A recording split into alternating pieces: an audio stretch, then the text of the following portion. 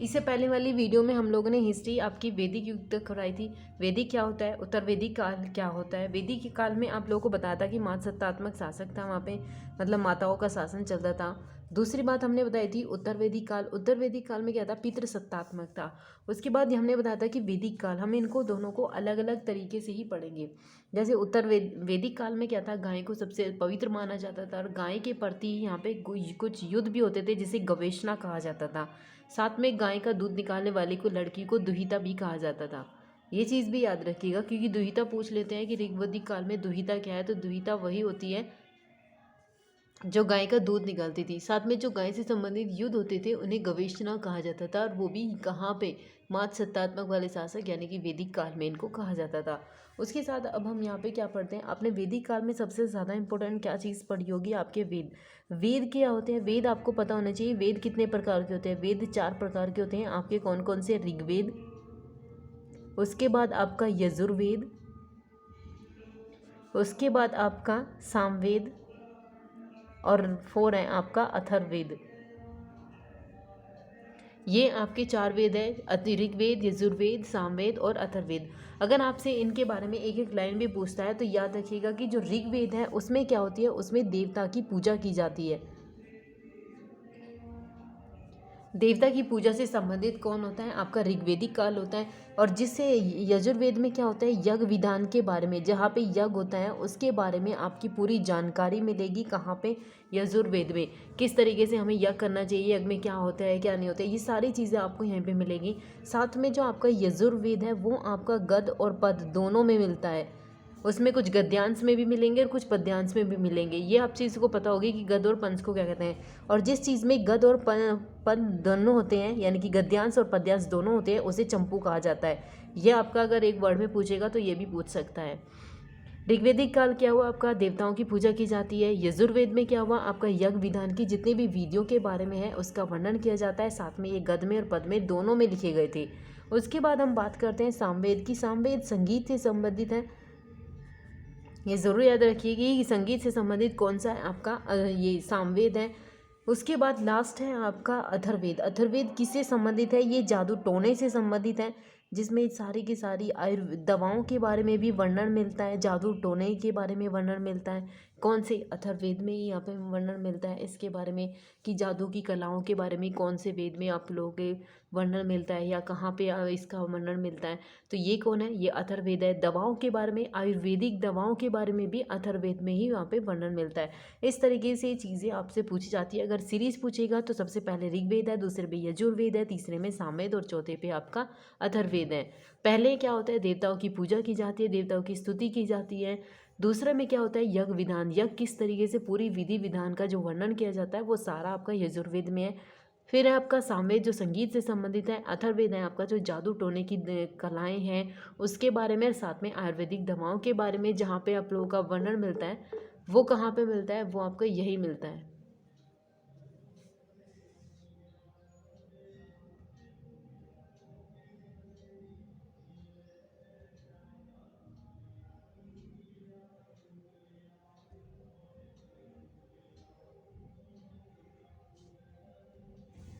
ठीक है, इतना आप लोगों के याद हो गया होगा कि किस तरीके से यहाँ पे वर्णन मिलता है, किस तरीके से नहीं मिलता है। तो ये सारी चीज़ें आप लोगों को याद होनी चाहिए कि अथर्ववेद क्या है, किस तरीके से सीरीज होती है। इतना आप लोगों की समझ आ गया होगा।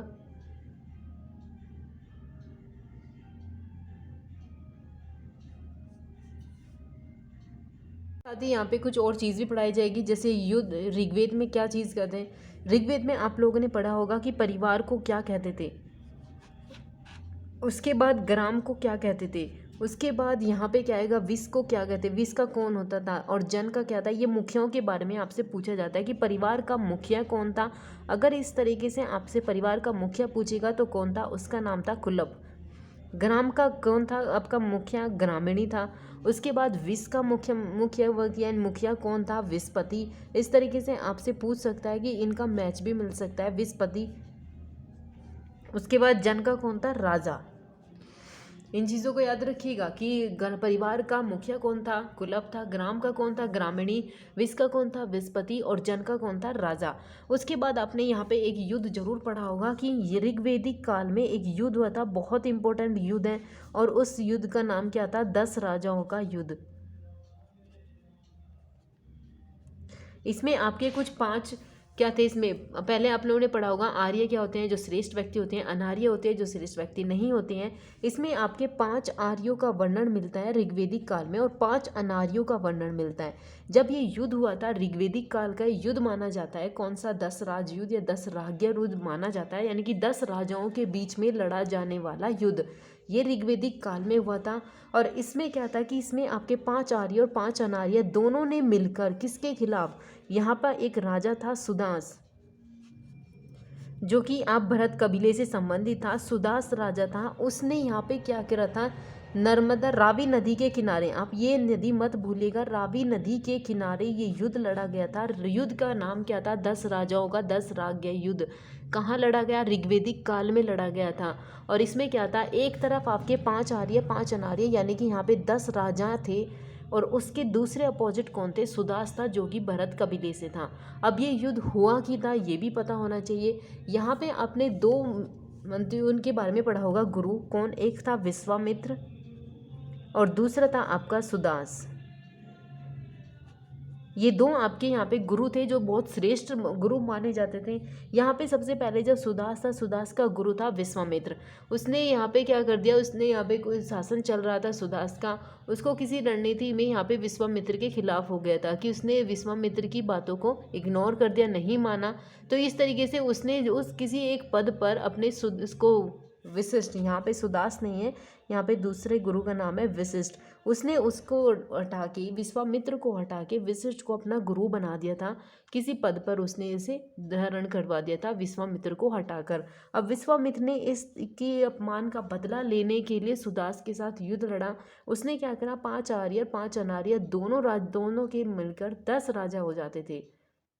अब जब 10 राजा यहाँ पे हुए, तो इन्होंने सुदास के खिलाफ युद्ध लड़ा। लेकिन यहाँ पे क्या था, विशिष्ट की रणनीतियाँ यहाँ पे सबसे इम्पोर्टेंट थी। इसकी रणनीतियों के आधार पर ही कौन, सुदास यहाँ पे 10 राजाओं के लड़ने के बावजूद भी उन्होंने क्या करा, वहाँ पे सुदास जीत गया था। कहाँ पे, ये आपका ये भी पूछ सकता है कि रावी नदी के किनारे हुआ था। सुदास का गुरु कौन था, वशिष्ठ था। जब 10 राजाओं का युद्ध हो रहा था, उसके अपोजिट थे 10 राजा, जो एक साथ खड़े हुए थे सुदास को हराने के लिए। लेकिन सुदास फिर भी जीत गया था, और ये युद्ध हुआ था आपका रावी नदी पे। अगर इसके बारे में और कुछ भी पूछेगा तो सिर्फ ये पूछ सकता है कि ऋग्वेद के कौन से मंडल में वर्णन किया जाता है, क्योंकि ऋग्वेद में आपके 10 मंडल के बारे में वर्णन है, और ये ऋग्वेद के किस मंडल में ये वर्णन किया गया था कि इस तरीके से 10 राजाओं का युद्ध हुआ था, सुदास था और रावी नदी के किनारे युद्ध लड़ा गया था।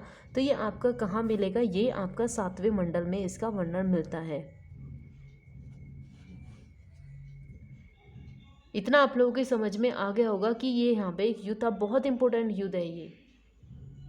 अब इसके साथ साथ आपको कुछ और नदियों के बारे में भी वर्णन मिलता है। अब ये नदियाँ बहुत इंपॉर्टेंट है, कहाँ की, ऋग्वेदिक काल की।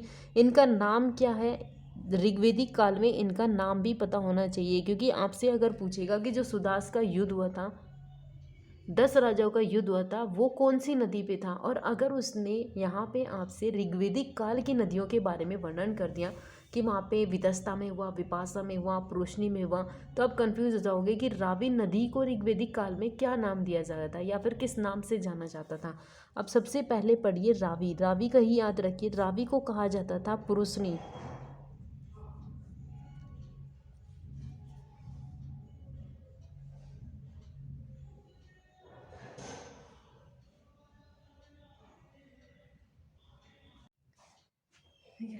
अब रावी नदी को क्या कहा जाता था ऋग्वेदिक काल में, पुरुषनी कहा जाता था। उसके बाद आपका आएगा वितस्ता।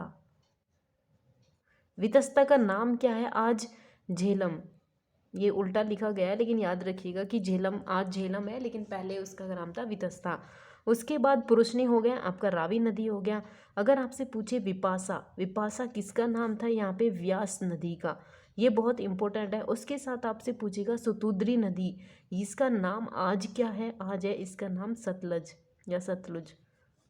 उसके बाद आपसे पूछेगा अस्कनी। अस्कनी पहले ऋग्वेदिक काल में नाम था और आज क्या है इसका नाम? चिनाब। ये चीज़ याद रखिएगा। यही ज़्यादा से ज़्यादा नदियों के नाम पूछे जाते हैं कि रावी का नाम क्या था ऋग्वेदिक काल में, विपाशा का नाम क्या था, उसके बाद वितस्ता का नाम क्या था, सुतुद्री का नाम क्या था, उसके बाद अस्कनी किसका नाम था, आज की कौन सी नदी के नाम से जाना जाता है। अगर आपसे अब यहाँ पे पूछेगा कि जो सुदास के बीच में 10 राजाओं का युद्ध हुआ था, 10 राग, वो कौन सी नदी पे हुआ था, तो यहाँ पे आपको पता चल जाएगा कि वो पुरुषनी नदी पे हुआ था जिसे आज रावी कहा जाता है। और अगर आपसे पूछे ऋग्वेदिक काल में सबसे पवित्र नदी कौन सी थी, तो ऋग्वेदिक काल में आपकी सबसे पवित्र नदी के बारे में अगर वर्णन मिलेगा, ऋग्वेदिक काल में सबसे पवित्र नदी कौन सी आपकी, उसका नाम है सरस्वती, जो कि आज लुप्त हो चुकी है, लेकिन सबसे पवित्र नदी मानी जाती थी यही। और अगर आपसे पूछे कि ऋग्वेदिक काल में समाज क्या था, तो समाज कैसा समाज था, वहाँ पे कबीला था, कबीले वाले लोग रहते थे वहाँ पे कबीले के साथ, जैसे भरत कबीला, कुरु कबीला, तुर्वस कबीला, इस तरीके से यदु कबीला, इस तरीके से यहाँ पे कुछ कबीले रहते थे। और परिवार क्या था? परिवार थे यहाँ पे आपके कुटुंब। कुटुंब का मतलब क्या होता है कि जो पूरे के पूरे एक जॉइंट फैमिली होती है आपकी, उसे परिवार को ऋग्वेदिक काल में क्या कहते थे? कुटुंब कहा जाता था। साथ में सबसे बहुत इंपॉर्टेंट है कि यहाँ पे स्त्रियों की स्थिति क्या थी, स्त्रियों का बहुत सम्मान किया जाता था यहाँ पे। स्त्रियों के बारे में अगर आपसे पूछे कि क्या ऋग्वेदिक काल में स्त्रियों की स्थिति अच्छी थी, अगर आज की तुलना में भी देखा जाए तो ऋग्वेदिक काल में स्त्रियों की स्थिति सबसे उत्तम मानी जाती थी, बहुत सही थी उसकी स्थिति। वो अपने तरीके से वहाँ पे शिक्षा ग्रहण कर सकती थी, छोड़ सकती थी। बाल विवाह नहीं थे कि बच्चों बाल विवाह कर दिया जाता था महिलाओं का। यहाँ तक कि यदि किसी लड़की का पति मर जाता था तो उसके बाद भी उसकी शादी हो सकती थी। लेकिन बीच में क्या हुआ कि बीच में सती प्रथा, दहेज प्रथा, ये सारी चीज़ें आपके ऋग्वेदिक काल में नहीं थी। बल्कि यहाँ तक किया था कि ना तो वहाँ पे बाल विवाह था, स्त्रियों को यज्ञ में भी भाग लेने का अधिकार हो गया था। लेकिन यहाँ पे उत्तर वैदिक काल में ये सारी चीज़ें खत्म होती चली गई और उसके बाद में महिलाओं की स्थिति इतनी खराब हो गई कि आज तक भी महिलाओं की स्थिति में कोई सुधार नहीं हो पाया है जितना उस टाइम पे ऋग्वेदिक काल में था। वो कहीं भी जा सकती थी, कुछ भी कर सकती थी, यज्ञ में भाग ले सकती थी, बाल विवाह नहीं थे, शिक्षा का पूर्ण अधिकार था उन्हें, वो शिक्षा ग्रहण भी कर सकती थी। उसके बाद यदि उनकी शादी के बाद उसके हस्बैंड की या पति की मृत्यु हो जाती थी तो वहाँ पे सती प्रथा का कोई भी ऐसा वो नहीं मिलता है, उनके लिए दूसरा विवाह के लिए भी यहाँ पे प्रवृत्ति थी। इसलिए महिला, और वहाँ पे बहुत सारी महिला विदुषी महिलाएं भी थी जो पढ़ी लिखी थी, जिनके बारे में आपको वर्णन मिलेगा। जैसे सावित्री थी, इस तरीके से आपने पढ़ा होगा, सावित्री के बारे में पढ़ा होगा। ये सारी चीज़ें आपके ऋग्वेदिक काल में मिलती है। अब ये चीज़ें याद रखिएगा कि अगर महिलाओं के बारे में पूछेगा तो ना तो वहाँ पे बाल विवाह थे और साथ में वो शिक्षा का पूरा अधिकार भी था, उन्हें यज्ञ में भाग ले सकती थी। इस तरीके से अगर महिला की उस स्थिति के बारे में पूछेगा तो सबसे अच्छी स्थिति मानी जाती है ऋग्वेदिक काल में। उत्तर वैदिक काल में इन सब का खत्म हो चुका था, ना महिलाओं को पढ़ने दिया जाता था, ना ही उन्हें किसी और का अधिकार था, बल्कि यहाँ तक ना ही उन्हें खुद से चुनने का अधिकार भी नहीं था।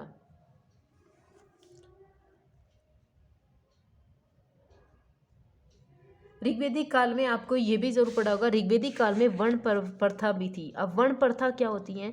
ऋग्वेदिक काल में वर्ण प्रथा मानी जाती है ब्राह्मण, यहाँ पे थे ब्राह्मण, क्षत्रिय, वैश्य और शूद्र। इनका काम भी आपको पता होना चाहिए कि ब्राह्मण का मतलब था अध्ययन करना और अध्यापन करना, यानी कि ऋग्वेदों का अध्ययन करते थे, पहले उनका अध्ययन करते थे, फिर वहाँ पे उन अपने शिष्यों का अध्यापन कराते थे। उनका काम यही था। क्षत्रियों का काम क्या था और वैश्यों का काम था, ये सारी चीज़ भी आपको पता होनी चाहिए। जब भी कोई युद्ध होता था उससे रिलेटेड जो भी कार्य होते थे वो सारे क्षत्रिय करते थे, कृषि से संबंधित कार्य वैश्य करते थे और शूद्रों का काम था इन तीनों की सेवा करने का काम। इसीलिए बाद में जब उत्तर वैदिक काल आता है तो वहाँ पे महिलाओं की तुलना शूद्र से की जाती है कि इनका शूद्रों का काम होता है सबकी सेवा करना, तो महिलाओं का भी काम यही होता है कि सबकी सेवा करना।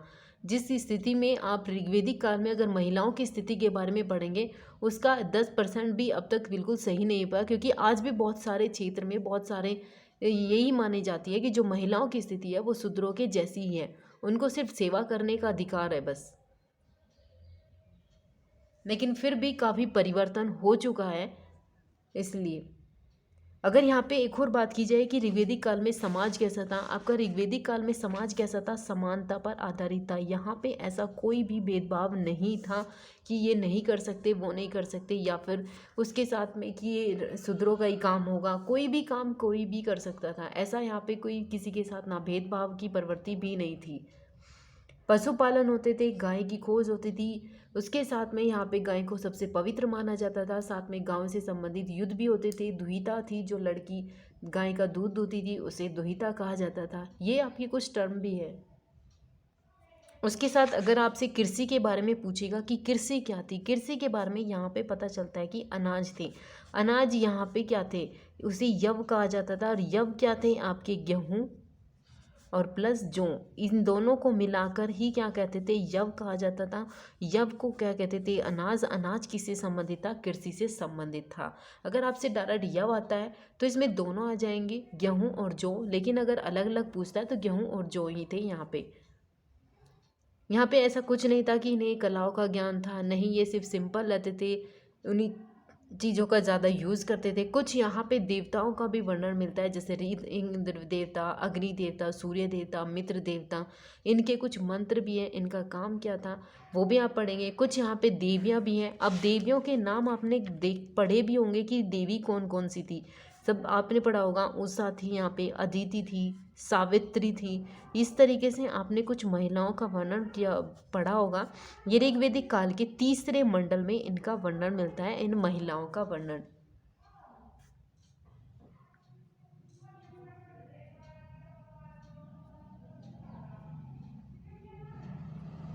इनको ज़रूर पढ़िएगा। करंट भी हम आप लोगों को साथ में ही करा देंगे। जैसे इंद्र देवता का क्या था, इंद्र देवता वर्षा के देवता थे, भौतिक थे, अंतरिक्ष में निवास करते थे। इनका काम था युद्ध लड़ना। इन्होंने बहुत सारे युद्ध भी लड़े हैं, जैसे उषा के साथ युद्ध भी लड़ा। उसके बाद आपका वरुण, यहाँ पे आप देखिए सबसे पहले क्या था, इंद्र देवता था जिसे वर्षा का देवता कहा जाता था। उसके बाद आपका वरुण देवता होगा। वरुण देवता कैसा माना जाता था कि पापियों को दंड देने का काम था। किसका, वरुण देवता का काम था पापियों को दंड देना। साथ में यहाँ पे और भी चीज़ें, जैसे आप लोगों ने ये पढ़ी, सूर्य का देवता प्रकाश था।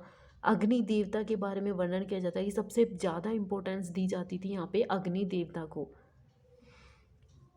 अब हम नेक्स्ट वाले वीडियो में आपसे यहाँ पे पढ़ेंगे क्या, सिर्फ उसके ब्राह्मण क्या थे, ऋग्वेद के ब्राह्मण क्या थे, उनके और भी चीज़ें अन्य क्या थे। इस तरीके से आप उन्हें ज़रूर पढ़ेगा कि इसके ब्राह्मण क्या थे, पुरोहित क्या थे, या मंत्र क्या थे।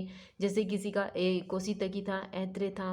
ऋग्वेदिक काल में अपने उपनिषद पढ़े होंगे, 108 उपनिषद होते हैं, लेकिन वर्णन वहाँ पे 12 का ही मिलता है। ऋग्वेदिक काल में कौन सा था, भक्ति का वर्णन कौन से आपके उपनिषद में मिलता है, या यज्ञ का, सत्यमेव जयते का। इन सारी चीज़ों के बारे में आपको कल ही पढ़ा दिया जाएगा। लेकिन उससे पहले आप इन चीज़ों को ज़रूर समझिएगा कि वितासा क्या थी, विपस्ता क्या थी। इन चीज़ों के बारे में यहाँ से ज़रूर पढ़ेगा कि गायें क्या थी, ऋग्वेदिक काल थे यहाँ पे। ये पूरा आप लोगों का वैदिक काल खत्म हो जाएगा। उसके बाद फिर हम इनको छोटे छोटे शॉर्ट उसमें पढ़ते चले जाएंगे, और जितना हो सके उतना ज़्यादा से ज़्यादा शेयर कीजिए। अभी इस तरीके से ये पढ़ाया जाएगा आपको, लेकिन बाद में आपको हर टॉपिक के बारे में अलग अलग तरीके से अलग पढ़ाया जाएगा।